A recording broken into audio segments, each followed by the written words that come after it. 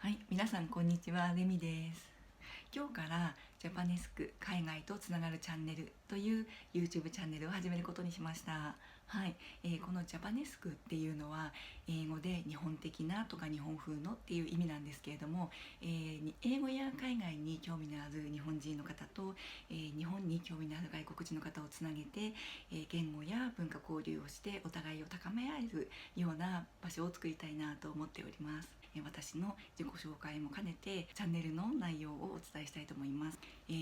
まず最初にちょっとネガティブな話になってしまうんですけれども、私学生時代高校生まではちょっと自分に自信がなくって、で学校も結構厳しくて親も厳しかったので、なんか日本がすごく窮屈で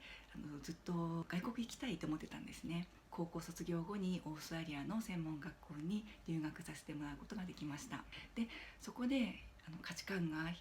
ガラッと180度変わったんですよ。でそれがすごく良かったんですね。で今までは学校ではヘラヘラするなとか中学校の時によく言われてたんですけれども、オーストラリアの人に笑顔がいいねって初めて褒めてもらうことができて、それであれ笑っていいんだって思ったのが最初のカルチャーショックです。でそんなこんなで楽しく留学をして、その後私は英会話学校の先生になりました。で留学をしたらペラペラになれると思ったんですけども、意外と伸び悩んで言いたいことっていうのが完璧に言えなかったんですね。でもどうにかギリギリ英語の先生になって、そこで学んだ英語の学習方法っていうのが自分にすごく役立ったんです。で今までチーズのように中に穴が開いていた自分の基礎の英語力っていうのが固まって、難しいこととか深いことが言えるようになって、本当に自分のことを表現できるようになって、今まで頑張っても英検2級 TOEIC780 点だったのが、その先生をするようになって初めて準1級合格して TOEIC も900点を超えるようになったんですね。それは初級者の英会話の方にも言えることなので、今までその習った英語の学習方法っていうのも動画で具体的にお伝えしたいと思っています。はい、そして英語の先生をしながらやっぱり昔からやりたいなと思っていた CA に挑戦しようって思って CA の受験をアルバイトをしながらやったんですね。はい、でことごとく落ちたんですけれども、1社だけ合格したところがドバイにあるエミレーツ航空っていう航空会社だったんですね。でそこで10年間 CA をして、そこではマネージャー職もやりました。はい、これまで60カ国以上